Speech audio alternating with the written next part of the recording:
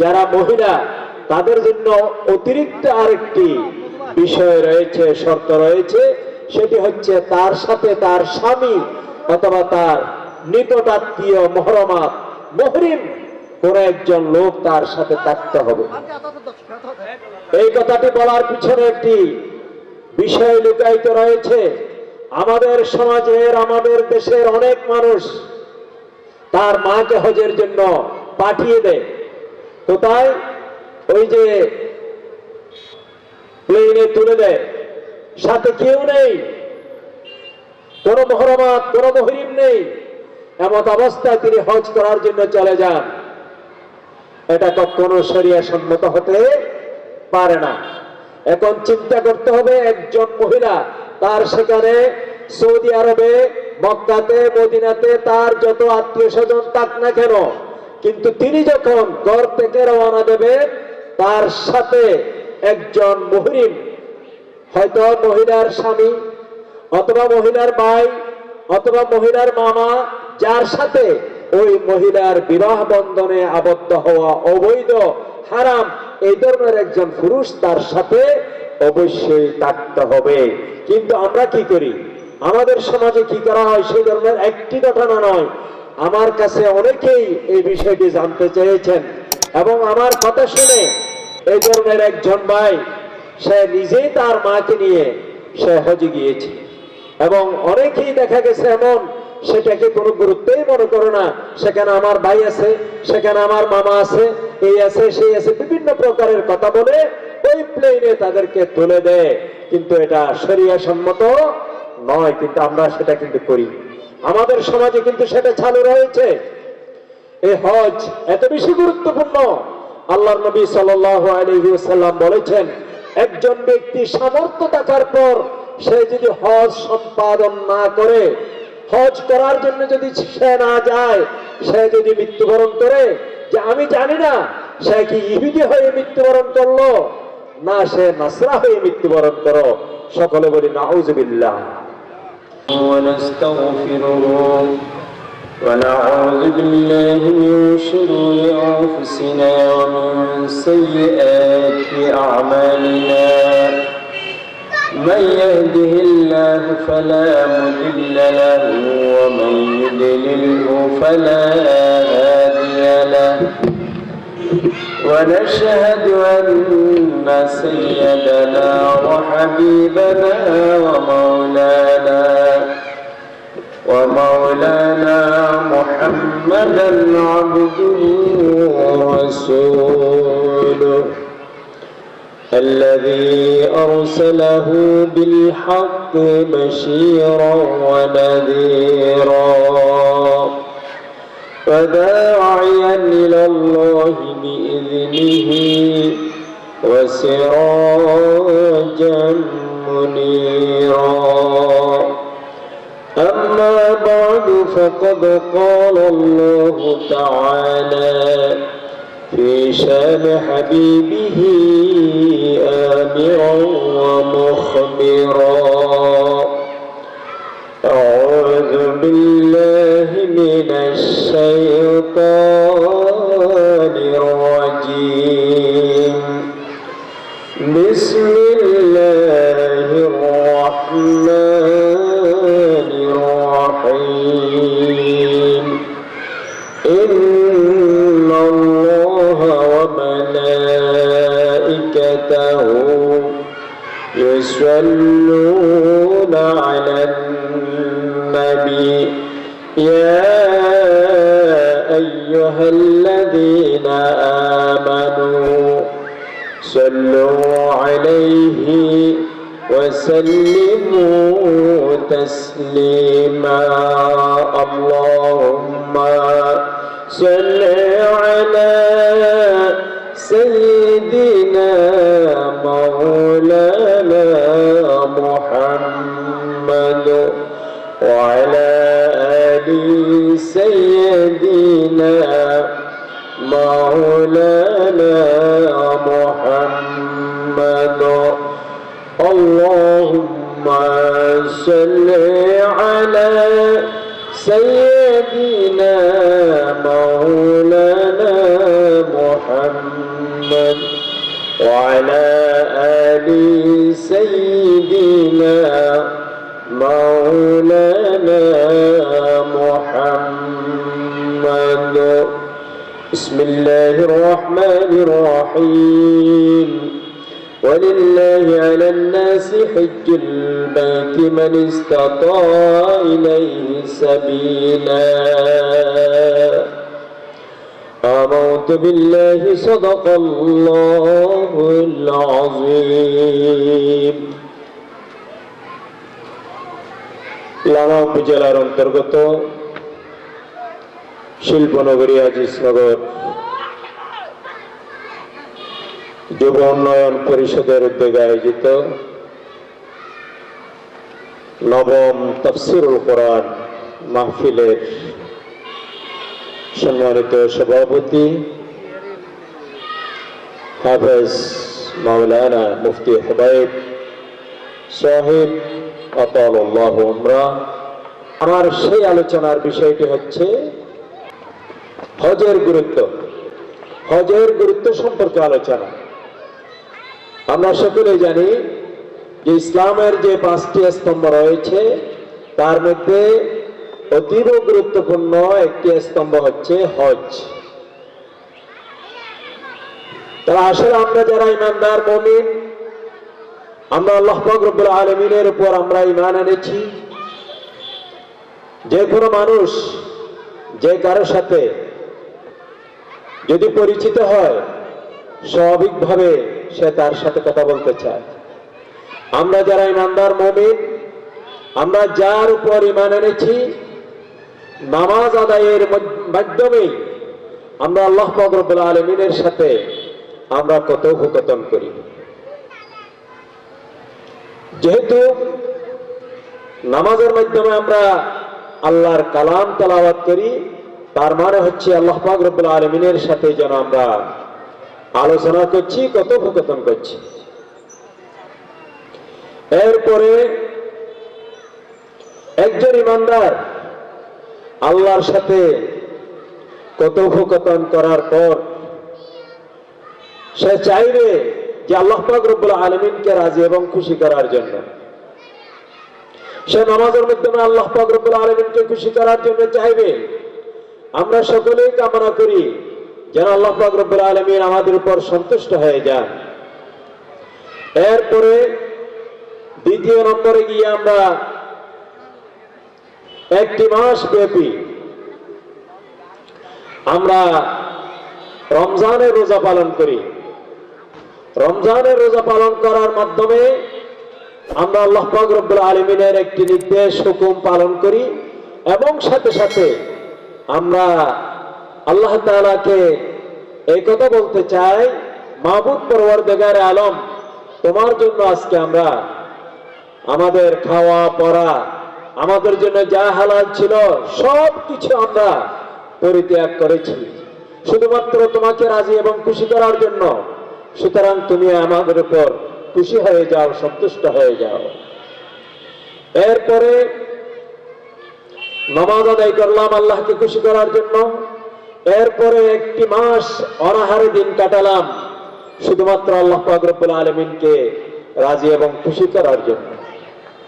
এরপরে আল্লাহ পাক রব্বুল আলামিনকে রাজি এবং খুশি করার জন্য আল্লাহর নির্দেশ অনুযায়ী আল্লাহ পাক রব্বুল আলামিন আমাদেরকে যে সম্পদ দিয়েছেন সেই সম্পদ থেকে আমরা 40 ভাগের 1 ভাগ আমরা আল্লাহর রাস্তায় যাকাত হিসাবে আমরা দিয়ে দিলাম।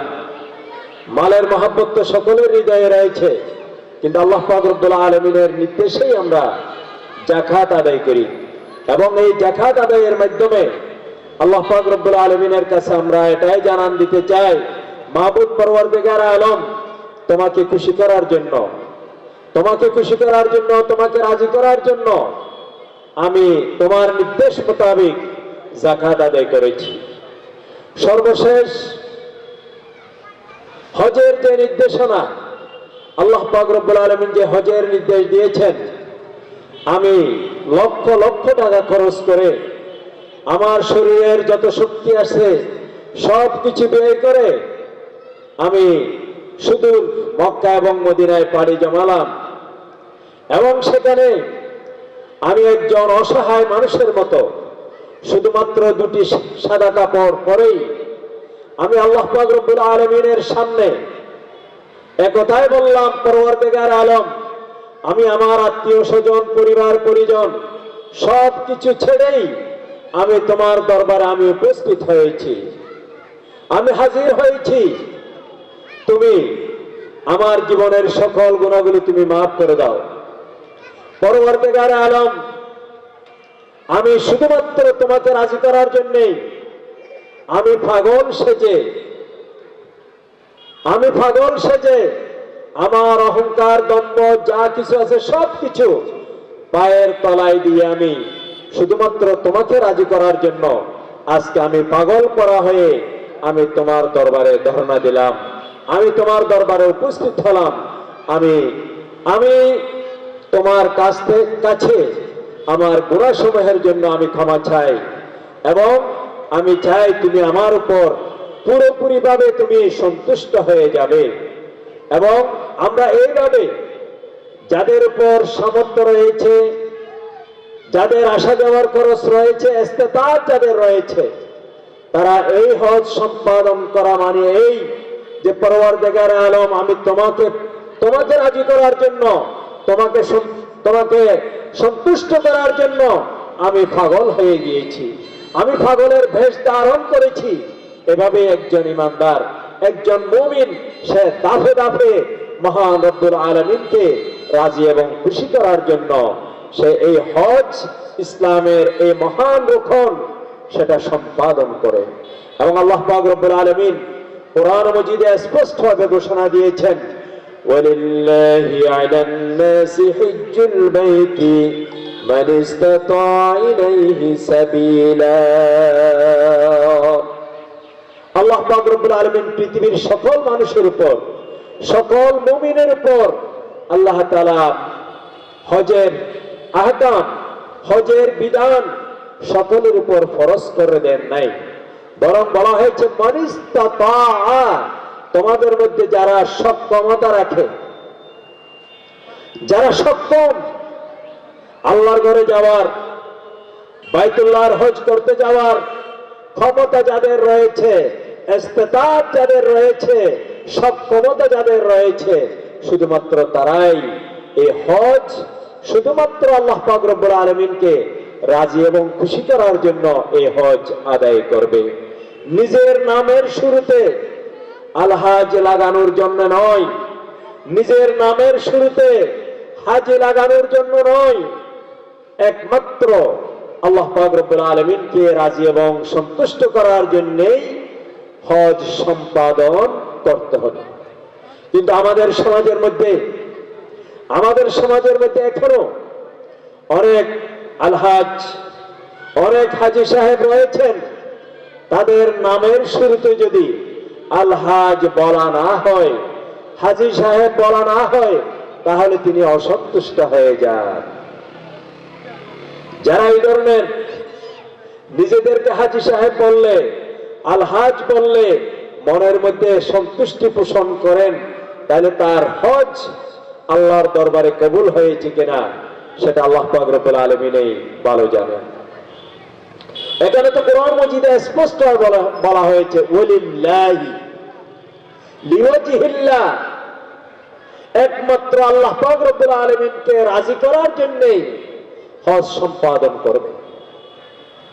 এবং এটা ফরজ ইবাদত, এবং এই ফরজ ইবাদত পালন করতে গেলে আপনার শারীরিক, মানসিক এবং আর্থিক সক্ষমতার প্রয়োজন রয়েছে। এবং আমাদের সমাজে আমাদের মুরব্বীরা যখন হজ করতে যান, তখন আমাদের বাংলাদেশিদের মধ্যে আমরা দেখতে পাই অনেক হাজি সাহেব, তিনি সেখানে তাওয়াফ করতে গিয়ে, সাই করতে গিয়ে বিভিন্ন জায়গাতে এবং শয়তানকে পাথর মারতে গিয়ে তিনি সেখানে শেষ হয়ে গিয়েছেন। শক্তিতে কুলাচ্ছে না, এখানে শক্তির বিষয় রয়েছে। আর আমরা শেষ বয়সে যখন নড়াচড়া করার ভালো সামর্থ্য নেই, ঠিক সেই সময় আমরা হজ করার জন্য আমরা চেষ্টা করি। হজ এটা শারীরিক এবং আর্থিক ইবাদত।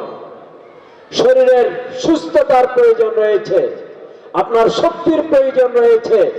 শক্তি এবং সামর্থ্য যদি না থাকে, তাহলে আপনি হজের আরকান এবং আহকাম যা রয়েছে সবগুলো আপনার পক্ষে যথাযথভাবে আদায় করা কখনো সম্ভব নয়। এই হজ এটা আল্লাহ পাক রব্বুল আলামিন সামর্থ্যবান ইমানদার মুসলমানদের উপর ফরজ করে দিয়েছেন। প্রত্যেক আকেল, বালেগ, প্রাপ্তবয়স্ক যাদের আসা যাওয়ার খরচ রয়েছে, এই সমস্ত লোকদের উপর হজ সম্পাদন করা ফরজ। এবং সাথে সাথে যারা মহিলা, তাদের জন্য অতিরিক্ত আরেকটি বিষয় রয়েছে, শর্ত রয়েছে। সেটি হচ্ছে তার সাথে তার স্বামী অথবা তার নিকটাত্মীয় মুহরিম কোন একজন লোক তার সাথে থাকতে হবে। এই কথাটি বলার পিছনে একটি বিষয় লুকায়িত রয়েছে। আমাদের সমাজের, আমাদের দেশের অনেক মানুষ তার মাকে হজের জন্য পাঠিয়ে দেয়। কোথায়? ওই যে প্লেনে তুলে দেয়, সাথে কেউ নেই, কোন মুহরমাত, কোন মুহরিম নেই। এমত অবস্থায় তিনি হজ করার জন্য চলে যান। এটা কখনো শরিয়া সম্মত হতে পারে না। এখন চিন্তা করতে হবে, একজন মহিলা তার সেখানে সৌদি আরবে, মক্কাতে, মদিনাতে তার যত আত্মীয় স্বজন থাক না কেন, কিন্তু তিনি যখন ঘর থেকে রওনা দেবেন, তার সাথে একজন মুহরিম, হয়তো মহিলার স্বামী অথবা মহিলার ভাই অথবা মহিলার মামা, যার সাথে ওই মহিলার বিবাহ বন্ধনে আবদ্ধ হওয়া অবৈধ, হারাম, এই ধরনের একজন পুরুষ তার সাথে অবশ্যই থাকতে হবে। কিন্তু আমরা কি করি? আমাদের সমাজে কি করা হয় সেই ধরনের একটি ঘটনা নয়, আমার কাছে অনেকেই এই বিষয়টি জানতে চেয়েছেন এবং আমার কথা শুনে এই ধরনের একজন ভাই, সে নিজেই তার মাকে নিয়ে সে হজে গিয়েছে। এবং অনেকেই দেখা গেছে এমন, সেটাকে কোনো গুরুত্বই মনে করে না। সেখানে আমার ভাই আছে, সেখানে আমার মামা আছে, এই আছে, সেই আছে, বিভিন্ন প্রকারের কথা বলে ওই প্লেনে তাদেরকে তুলে দেয়। কিন্তু এটা শরিয়া সম্মত নয়, কিন্তু আমরা সেটা কিন্তু করি। আমাদের সমাজে কিন্তু সেটা চালু রয়েছে। এই হজ এত বেশি গুরুত্বপূর্ণ। আল্লাহর নবী সাল্লাল্লাহু আলাইহি ওয়াসাল্লাম বলেছেন, একজন ব্যক্তি সামর্থ্য থাকার পর সে যদি হজ সম্পাদন না করে, হজ করার জন্য যদি সে না যায়, সে যদি মৃত্যুবরণ করে, যে আমি জানি না সে কি ইহুদি হয়ে মৃত্যুবরণ করলো না সে নাসরা হয়ে মৃত্যুবরণ করো, সকলে বলি নাউজুবিল্লাহ। আজকে আমাদের সমাজে দেখবেন অনেক মানুষের ধনসম্পদ রয়েছে, টাকা পয়সা রয়েছে, জিজ্ঞাসা করা হলে আপনি হজে যাচ্ছেন না কেন? বলে যে আগে একটু মেয়েটা বিবাহ দিই, বলে যে আমি ছেলে মেয়েদেরকে একটু লাইন করি। এই ধরনের বিভিন্ন অজুহাত তারা তালাশ করে। অথচ রাসূলুল্লাহ সাল্লাল্লাহু আলাইহি ওয়াসাল্লাম বলেছেন যে হজ যখন তোমাদের উপর ফরজ হবে, তোমরা দেরি করবে না, ফিল ফৌর, তুমি হজ করার জন্য তুমি প্রস্তুত হয়ে যাও। কারণ আগামীকাল তোমার এই অবস্থা নাও থাকতে পারে, তোমার এই সামর্থ্য নাও থাকতে পারে, হয়তো তুমি অসুস্থ হয়ে পড়তে পারো, ঠিক না? কিন্তু আমাদের সমাজের মানুষগুলো বুঝে না, যে মনে করেছে আমি বিশাল একটা ঘর বাঁধবো, আমার ছেলে মেয়ে যা আছে মেয়েদের সকলকে বিয়ে দিয়ে ফেলবো, এরপরে ছেলেদের জন্য বউ আনবো, এরপরে আমি কি করব? হজ করার জন্য যাব। এটা সহিহ পদ্ধতি নয়। আমি দেখেছি মালয়েশিয়া থেকে লক্ষ লক্ষ মানুষ হজ করার জন্য যায়। এরা এমনকি দেখা গেছে যুবক ছেলেরা, ইয়াং বয়সের ছেলেরা বিবাহ করার আগে তারা হজ সম্পাদন করে তারা চলে আসে। কিন্তু আমাদের সমাজে, অর্থাৎ আমাদের এই বাংলাদেশে, কিন্তু এটা ভিন্ন ধরনের একটি আকৃতি, একটা ভিন্ন ধরনের নিয়ম। আর আমাদের সমাজ ব্যবস্থা এত বেশি নোংরা হয়ে গিয়েছে, আপনি হজে যাবেন, আপনাকে একটা পাসপোর্ট করার জন্য আপনাকে যেতে হবে। কোথায় যেতে হবে? পাসপোর্ট অফিসে আপনাকে যেতে হবে, আপনাকে কাগজপত্র রেডি করতে হবে। আপনি হজে যাবেন, সেখানেও কি আপনাকে সেখানে অবৈধ পন্থা অর্থাৎ ঘুষের লেনদেন সেখানে আপনাকে করতে হয়। যদি না দেন, বলবে যে আগামীকাল আসবেন, আপনার এই নাই সেই নাই, এইভাবে হাজারো সমস্যা আপনাকে ঠকিয়ে দেওয়ার জন্য তারা চেষ্টা করবে। আমরা এই ধরনের একান্ত যারা যে সমস্ত মানুষগুলো আল্লাহ তাআলাকে রাজি এবং সন্তুষ্ট করার জন্য হজে যায়, ওই সমস্ত মানুষগুলো সহিভাবে তারা হজে যেতে পারে না। এবং আমাদের সমাজে এই সুদের ব্যবসাটা, সুদটা এত বেশি ব্যাপক হয়েছে, একজন হাজী সাহেব, একজন উমরাকারী, তিনি সেখান থেকে ঘুষ থেকে তিনি নিজেকে মুক্ত রাখতে পারেন না। সেই জন্য আমরা চাই একজন আলেম, একজন দরবেশ, একজন সুফি, তিনি যতই শরীয়তের অনুসারী হোক না কেন, সমাজে যদি আল্লাহর দ্বীন কায়েম না হয়, ইসলাম যদি প্রতিষ্ঠিত না হয়, তিনি কখনো ইসলামকে যথাযথভাবে পালন করা মানা কারো পক্ষে সম্ভব নয়। পীর সাহেবের পক্ষেও সম্ভব নয়, উলামায়ে কেরামদের পক্ষেও সম্ভব নয়, মুহাদ্দিসের পক্ষেও পালন করা সম্ভব নয়। সেই জন্য আজকে আমরা যারা ওয়াজ শুনতেছি, আমাদের সকলকেই ঐক্যবদ্ধ হয়ে এই সমাজকে পরিবর্তন করার জন্য, এই সমাজকে কোরআনের রঙে রঙায়িত করার জন্য আমাদের সকলকে চেষ্টা করতে হবে। এই চেষ্টাকে বলে যে আল জিহাদু ফি সাবিলিল্লাহ, এবং আমরা বলতে পারি ইকামতুদ দ্বীন। এই চেষ্টা করাটা এটা আমাদের উপর ফরজ। না হয় আজীবন আমাদেরকে এই সুদের উপর আমাদেরকে ডুবে থাকতে হবে, ঘুষের উপর আমাদেরকে ডুবে থাকতে হবে। সেই জন্য আমরা চাই যে আমাদের সমাজ থেকে একজন হাজী সাহেব যখন হজ করতে যাবেন, তাকে যাতে ঘুষের মুখোমুখি যাতে তাকে হতে না হয়, তিনি যাতে নির্বিঘ্নে আল্লাহর সেই বিধান যথাযথভাবে তিনি পালন করতে পারেন। হযরত হাজরিন, যে আল্লাহ পাক রব্বুল আলামিনের হাবিব সাল্লাল্লাহু আলাইহি ওয়াসাল্লাম বলেছেন, ইয়া আইয়ুহান নাস ইন্নাল্লাহা কাতাবা আলাইকুমুল হজ্জা, হে মানব মণ্ডলী, তোমাদের উপর নিশ্চয় আল্লাহ তাআলা তোমাদের উপর হজকে ফরজ করে দিয়েছেন। ফাহাজ্জু, সুতরাং তোমরা হজ সম্পন্ন করো, হজ আদায় করো। ফাকালা রাজুলুন, একজন লোক মানে একজন সাহাবী দাঁড়িয়ে গেল, আকুল্লা আমিন ইয়া রাসূলুল্লাহ, হে আল্লাহর রাসূল, হজ যে আল্লাহ পাক রব্বুল আলামিন আমাদের উপর ফরজ করেছেন, এই হজ কি আমরা প্রতি বছর পালন করব, না বছরে বা কোনো এক সময় একবার পালন করলেই শেষ হয়ে যাবে? ফাসাকাতা, রাসূল সাল্লাল্লাহু আলাইহি ওয়াসাল্লাম চুপ রইলেন। হাত্তা ক্বালাহা সালাসা, আল্লাহর ওই লোকটি, ওই সাহাবী তিনবার প্রশ্ন করলো, ইয়া রাসূলুল্লাহ, এটা কি আমাদেরকে এক বছর, যে কোনো এক সময়, যে কোনো একবার বছরে একবার পালন করতে হবে, না প্রতি বছর আমাদেরকে একবার করে হজ সম্পাদন করতে হবে? আল্লাহ রাসূল চুপ রইলেন, সে তিনবার প্রশ্ন করলো। সুম্মা ক্বাল, এরপর আল্লাহ রাসূল বললেন, লাউ কুলতু নাআম, আমি রাসূল যদি হ্যাঁ বলে দিতাম, যে আকুল্লা আমিনের জবাবে যদি আমি বলতাম যে নাম, এই শব্দ যদি আমি উচ্চারণ করতাম, লাওয়াজাবাত, অবশ্যই সেটা তোমাদের উপর ওয়াজিব হয়ে যেত, ফরজ হয়ে যেত। সুবহানাল্লাহ। ওয়ালা মাস্তাতাতুম, এবং তোমাদের পক্ষে প্রতি বছর হজ আদায় করা, হজ সম্পাদন করা, এটা তোমাদের পক্ষে কখনো সম্ভব হতো না।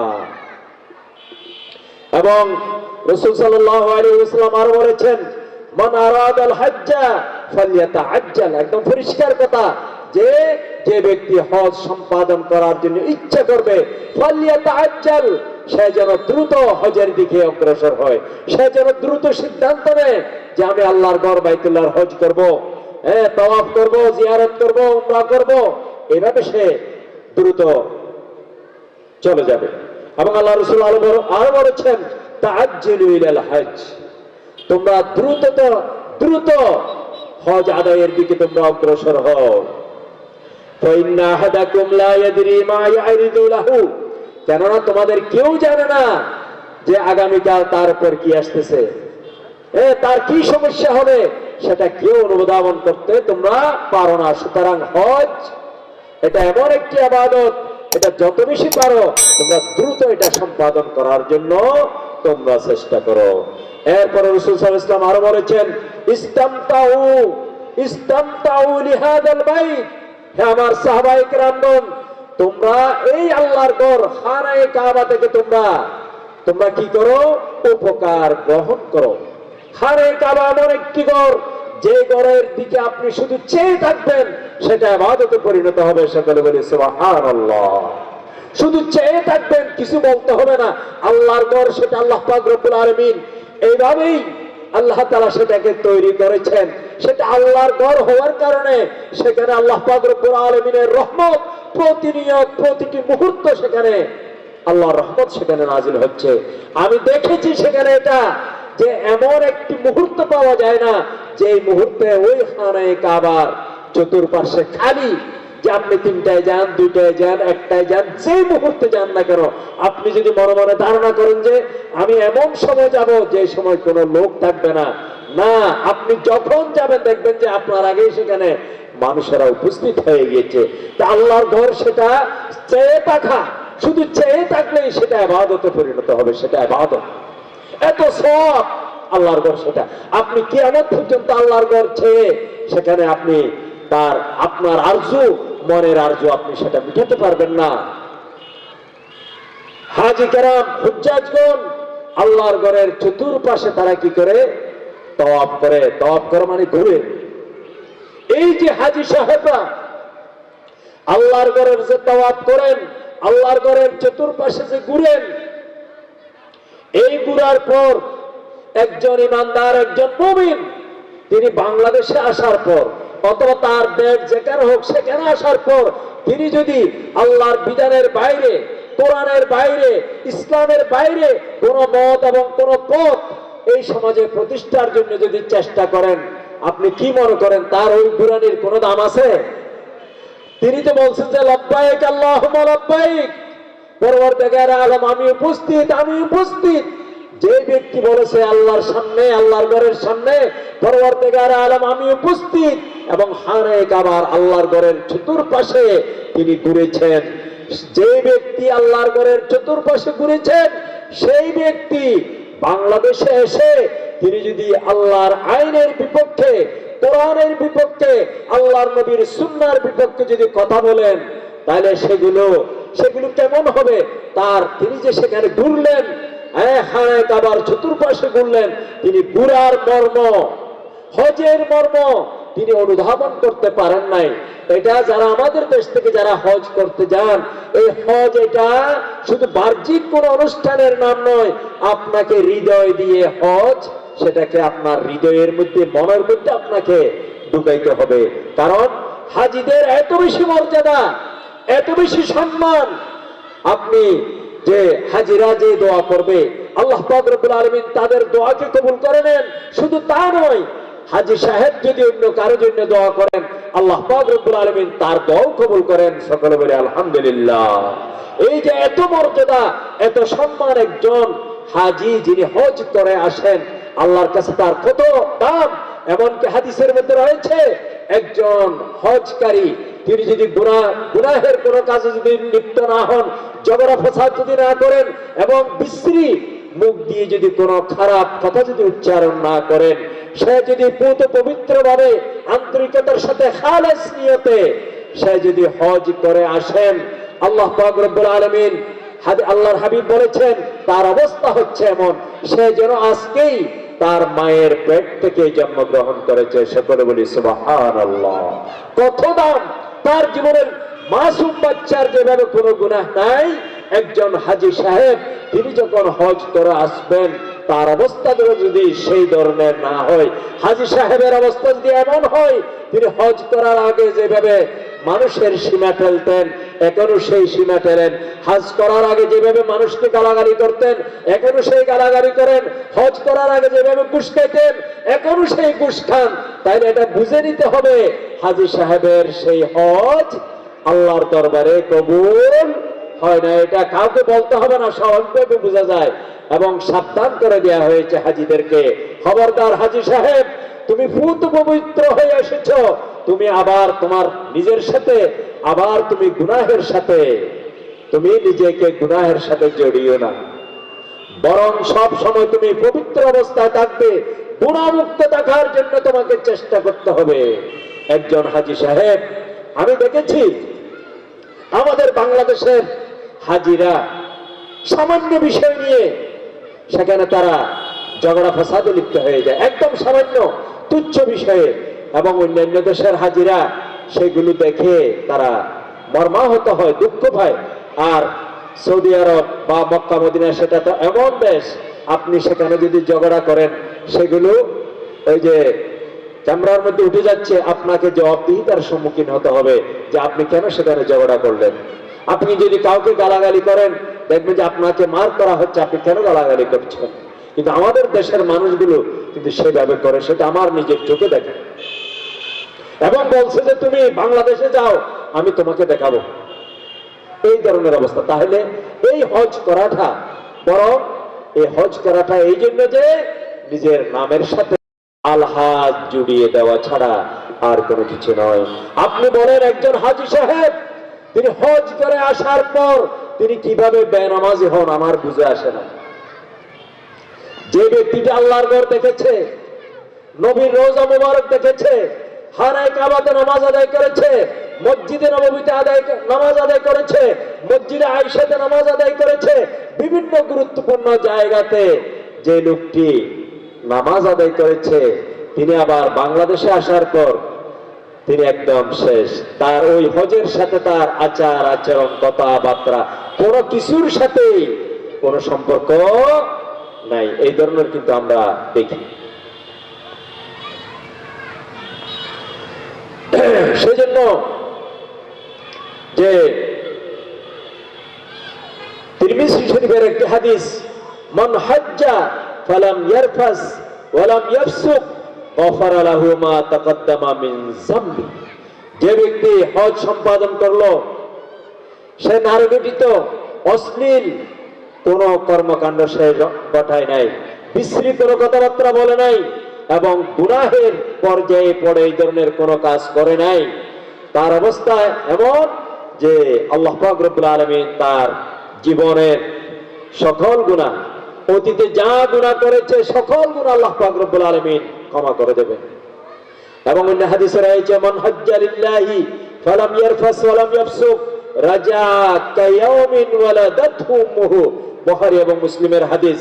যে ব্যক্তি হজ সম্পাদন করলো এবং সে অশ্লীলতা, বাহাইয়াপনা এবং কোন প্রকারের গুনাহের কাজের সাথে জড়িত হয় নাই, রাজা কায়াউমিন ওয়ালাদাতহু উম্মুহু, সে হজ থেকে এইভাবে যেন ফিরে আসলো সে যেন তার মা যেন তাকে প্রসব করছে, অর্থাৎ বেগুনাহ হয়ে সে আল্লাহর ঘর থেকে হজ থেকে সে ফিরে আসবে।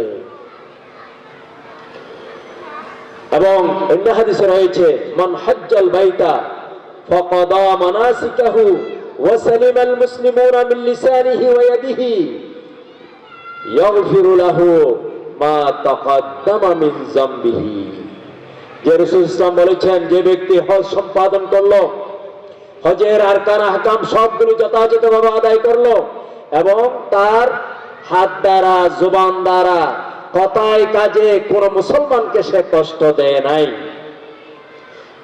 আল্লাহর হাবিব সাল্লাল্লাহু আলাইহি ওয়াসাল্লাম ঘোষণা দিচ্ছেন তার অতীতের সকল গুনাহ আল্লাহ পাক রব্বুল আলামিন ক্ষমা করে দেবেন। সকলে বলে আলহামদুলিল্লাহ। এই হাদিসের দ্বারা কি বোঝা যায় যে একজন হাজী সাহেবের কত মর্তবা, কত বেশি গুরুত্ব যদি তিনি তার মান যদি তিনি রক্ষা করতে পারবেন। এবং হাদিসে আরো বলা হয়েছে ওয়াইনাল হাজ্জা ইয়াহদিমু লা ইয়াহদিমু মা কানা ক্বাবলাহু, অর্থাৎ একজন হজকারী, একজন হাজী সাহেব অতীতে যত গুনাহ করেছেন আল্লাহ পাক রব্বুল আলামিন তার জীবনের সকল গুনাহ আল্লাহ পাক রব্বুল আলামিন ক্ষমা করে দেন। যেভাবে একজন বেঈমান, একজন মুশরিক, সে যখন ইসলাম গ্রহণ করে, ইসলাম গ্রহণ করার সাথে সাথেই তার অতীতের সব গুনাহ মাফ হয়ে যায়, ক্ষমা হয়ে যায়, ঠিক অনুরূপভাবে একজন হাজী সাহেব যখন সহিভাবে হজ করবে আল্লাহ পাক রব্বুল আলামিন তার অতীতের সকল গুনাহ আল্লাহ পাক রব্বুল আলামিন ক্ষমা করে দেবেন। এবং পরিষ্কারভাবে বলা আছে আল উমরাতু ইলাল উমরাতি কাফারাতুল লিমা বাইনাহা, এক উমরা থেকে আর এক উমরা, অর্থাৎ যে উমরা হচ্ছে এটা সুন্নাত মুআক্কাদা, যে যারা উমরা হজ করেন একবার উমরা করার পর আর এক উমরা করা পর্যন্ত যত গুনাহ হবে আল্লাহ পাক রব্বুল আলামিন ক্ষমা করে দেন। এবং বলা হয়েছে ওয়াল হজ্জুল মাবরুরু লাইসা লাহু জাযাউন ইল্লাল জান্নাহ, আল হজ্জুল মাবরুরু মানাহু আল হজ্জুল মাকবুল, অর্থাৎ যে হজ আল্লাহর দরবারে কবুল হয়েছে তার বিনিময় জান্নাত ছাড়া আর কোনো কিছু হতে পারে না। সুতরাং আসুন আমরা সময় থাকতে, সম্পদ থাকতে, শরীরের মধ্যে শক্তি থাকতে, সামর্থ্য থাকা অবস্থায় আমরা আল্লাহর ঘর খানে কাবার জিয়ারতের, আমরা ওই যে খানে কাবার জিয়ারতের, তাওয়াফের এবং ওকুফ আরাফা এগুলোর আমরা ইচ্ছে করি। এবং মনে মনে আমরা সকলেই আল্লাহর কাছে দোয়া করবো সব সময়, পরওয়ারদিগার আলম তুমি আমাদেরকে তৌফিক দান করো। আল্লাহর কাছে দোয়া করব যে যেন আল্লাহ পাক রব্বুল আলামিন আমাদেরকে তৌফিক দান করে, যে হজ করার জন্য তৌফিক দান করে। আপনি আল্লাহর কাছে কায়েমুল বাক্যে চাইবেন, আল্লাহ পাক রব্বুল আলামিন আপনাকে একদিন না একদিন আপনাকে আমাকে হজ করার তৌফিক দান করবেন। যে আমাদের যে বর্তমান যিনি আমাদের ধর্ম উপদেষ্টা, তিনি একটা ঘটনা বলেছেন যে আমার মন চাইছে যে হজ করার জন্য, কিন্তু আমার সেই তৌফিক তখন ছিল না। কিন্তু আল্লাহ পাক রব্বুল আলামিন তার জন্য একটি দেশের পক্ষ থেকে তিনি অফার পেয়ে গেলেন তাকে হজে নেওয়ার জন্য।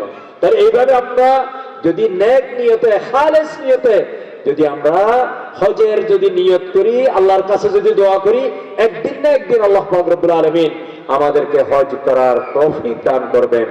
সুতরাং আসুন আমরা যাদের সামর্থ্য হবে, যাদের সামর্থ্য আছে তারা হজ করবে, আর আমাদের সামর্থ্য নাই আমরা আল্লাহর কাছে 5 ওয়াক্ত নামাজে দোয়া করব যেন আল্লাহ পাক রব্বুল আলামিন আমাদেরকে এই গুরুত্বপূর্ণ আল্লাহর একটি ফরজ যেন আমরা সকলে পালন করতে পারি। আল্লাহ পাক রব্বুল আলামিন আমাদেরকে সেই সকলকেই সেই তৌফিক দান করুক। ওয়া মা তৌফিক ইল্লা বিল্লাহ। আসসালামু আলাইকুম ওয়া রাহমাতুল্লাহ।